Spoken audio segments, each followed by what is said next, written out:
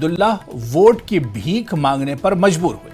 सिंह ने कहा कि उमर अब्दुल्ला इस बात से शदीद खौफ में है कि कश्मीर के लोग उन्हें लोकसभा इंतखाबात में पहले ही मुस्तरद कर चुके हैं।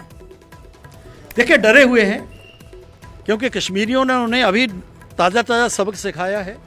लाखों की वोट से वो हारे हैं और वो जो दम भरते हैं कि हम 370 लाएंगे, 35A लाएंगे, हम जो है यहाँ के उग्रवादियों को छोड़ेंगे, यासीन मलिक और बिटा कराटे को छोड़ेंगे जिन्होंने यहाँ पर कत्ल किए हैं, इस प्रकार की बात को करने वाले वो कश्मीरी जो आज शांति का सांस ले रहे हैं।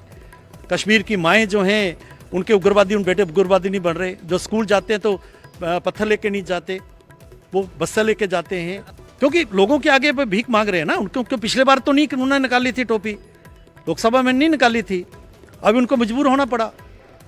शेख मोहम्मद अब्दुल्ला का पोता, डॉक्टर फारूक अब्दुल्ला का बेटा और खुद मुख्यमंत्री रहा, जब उसको कश्मीर के लोग ही उसका जो है उसकी औकात बता देते हैं, उसको सबक सिखाते हैं, तो यही गिड़गिड़ाना पड़ता है।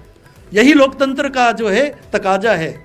ये लोग जो अपने शख्सी राज करते थे, सुल्तान बने हुए थे। आगे बढ़ेंगे।